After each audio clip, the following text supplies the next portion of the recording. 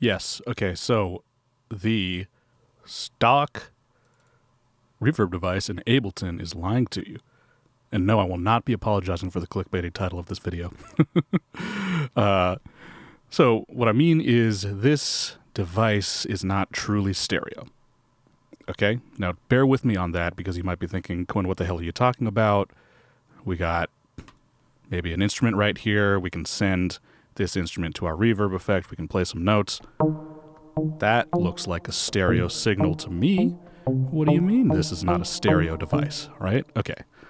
Here's what I'm talking about. I think that this reverb device, the stock reverb in Ableton, it is, in fact, we can control this sort of stereo amount, right? The width of the stereo image. It is creating stereo width after the fact. All right, and here's how I can kind of prove this, right? So let's go back to our operator track. Let's go ahead and grab a utility device real quick. Okay, put the utility back here. Right. Okay, so we all know about what phase does to our audio signals, right? If we were to take the phase of maybe the right or the left channel and invert it. Now, if you're listening to this on headphones or on kind of nicer speakers, you'll probably still be able to hear this.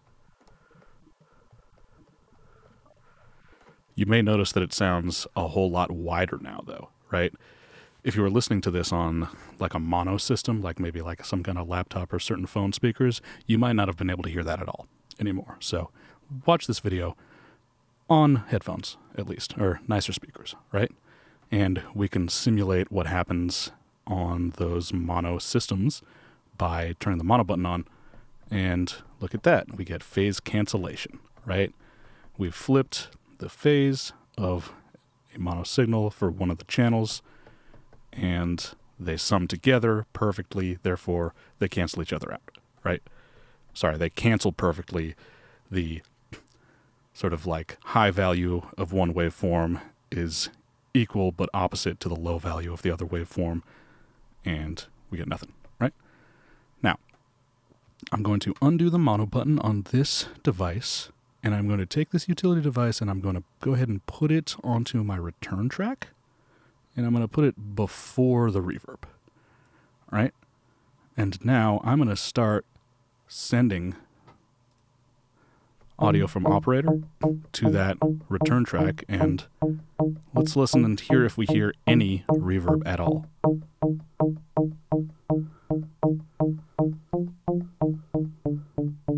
Hey, what's going on? No reverb. We're definitely sending it to the right return.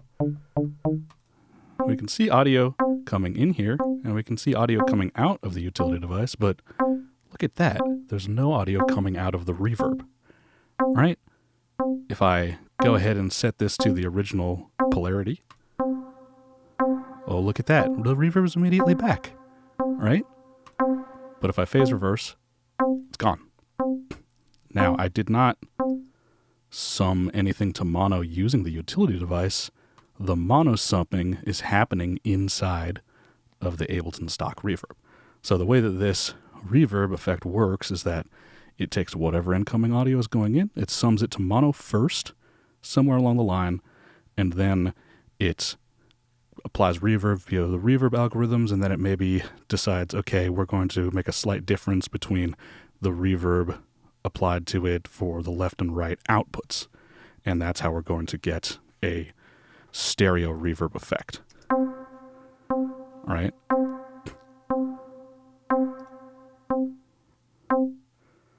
So that means that this effect is not a true stereo device.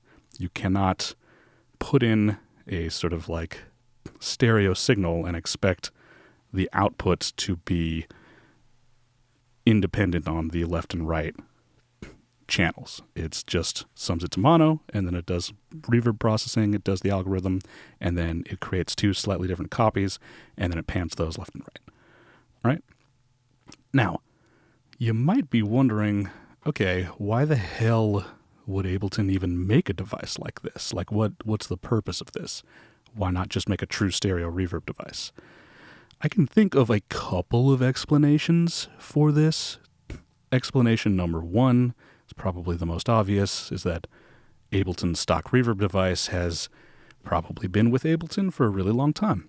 And it most likely is that when they were coding it in the beginning, they coded it this particular way so that they basically didn't have to code kind of two copies, one for each stereo channel, and have it sort of take up more kind of CPU that way. Because I think the way that it's set up right now, it's a really, really kind of like less CPU intensive reverb, because you don't have to have separate channels for left and right. You can just have a single mono reverb effect, and then they just probably implemented just a little bit of kind of like, you know, something that causes a little bit of difference in the signal between the left and right channel kind of later on down the line in the processing to kind of save CPU power, right? And that would especially be good for in the early versions of Ableton. You know, processors were probably not quite as strong as they are now, so you didn't have the ability to you know, process super high quality reverb like some other reverbs do. Now, the other explanation I can think of for this is a little bit sort of more intentional, maybe. And that's if you ever look at the sends of old like analog mixing consoles, especially sort of the mid-size ones, you'll notice that most of the send outputs, like the physical like quarter-inch or XLR ports for the sends, are mono for the send output. So just the same way that we have send dials on an Ableton track, they would have physical send knobs on each of the tracks of the mixer, and that would split that signal, make a copy of it, and send it to a physical send output that was usually on like a quarter-inch jack, right? Those sends would almost always be mono, and maybe you would get like 2 or 3 of them in one of these old analog mixers, but they would get maybe 2 or 3 returns, and those returns would be stereo, right? And the reason for that a lot of time is that a lot of kind of early effects like this, especially say maybe plate reverbs or maybe even like spring reverbs or things like that, they would actually be a device that had a mono input and then stereo outputs. And you'll actually still see a lot of devices like this, a lot of hardware effects where you have a mono input but stereo outputs, right? And depending on the effect, that could be for different reasons. Maybe it was because the spring, they maybe had a single kind of like driver and then maybe had like 2 different pickups on the spring. And actually, if you see a lot of old plate reverbs, you'll notice that there's sort of just a single audio driver kind of in the middle of the big steel plate that makes up the plate reverb, and you'll actually see maybe 2 like pickups on it, which are either piezo pickups or moving coil pickups or something like that, and they would be placed on like slightly different positions on the steel plate, so you would get a stereo kind of wide reverb effect out of just sort of like a mono input on the physical device, right? And I think a lot of, especially early digital reverbs or other kind of like types of reverb that were emulating that, were actually trying to emulate that behavior where you had your mono send, you have your mono input on the reverb device, but then you had some kind of like trickery basically to take the mono input and turn it into a stereo output, right? So those are the kind of 2 explanations that I can think of for why the Ableton Reverb is not truly stereo. Why they have never updated it and made it a true stereo process in the year of our Lord 2024, I do not know. Obviously, they created a new device, which is hybrid reverb. If we go ahead and look up hybrid reverb real quick and just get like the default preset of this, do the kind of 50-50 dry wet blend, I just want to show y'all that this is a true stereo device, hybrid reverb. So again, we have the right channel is phase inverted. We're going to go ahead and hit play here.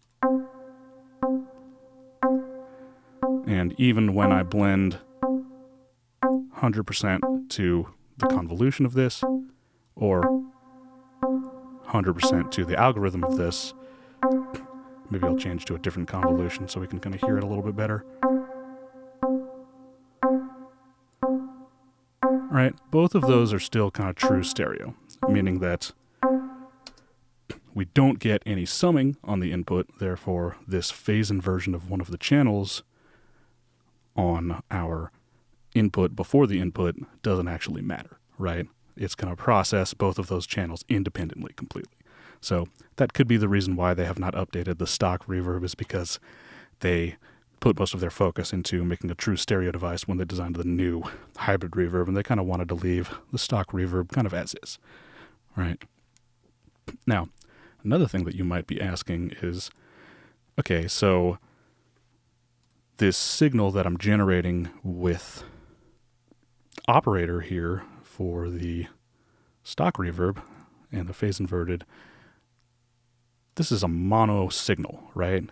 If we see, and we hit play, there's like no difference in the stereo sides of this. It's just sort of a fully straight down the center signal, right? What if we start introducing some differences in the stereo image of this, right? Again, when we do that, hey, look at that. We start getting our reverb back, right? When I turn the spread control, which spreads the stereo image of our sound coming out of operator, look. The reason this is working is because since we introduced differences between the left and the right signals that we're then phase inverting, now when we actually take this utility device and we, say for instance, move it on to the operator track and we switch it to mono,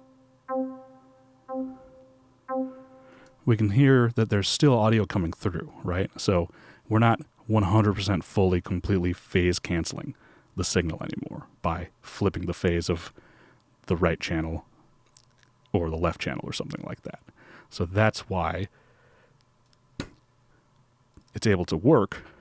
It's because our signal, even though we've phase inverted one of the channels, just because that is phase inverted doesn't mean that that's actually causing summing. The summing only happens if the left and right channel are actually completely identical, right? So because of that, there's usually not going to be a huge number of cases in which it's actually going to matter that much that the stock reverb sums everything to mono, because, you know, most of the time you don't want your sounds in your project to phase cancel in any way, because if they do, then you kind of won't be able to hear them, right? But I just find it interesting that it's kind of a sort of like lower quality overall kind of process, which might explain why a lot of people over the years have kind of had some complaints about the stock Ableton reverb and not sounding like super duper high quality. Anyway, that is my clickbaity video. Hope you enjoyed it, and I hope you learned something about phase cancellation and having older legacy devices built into your DAW.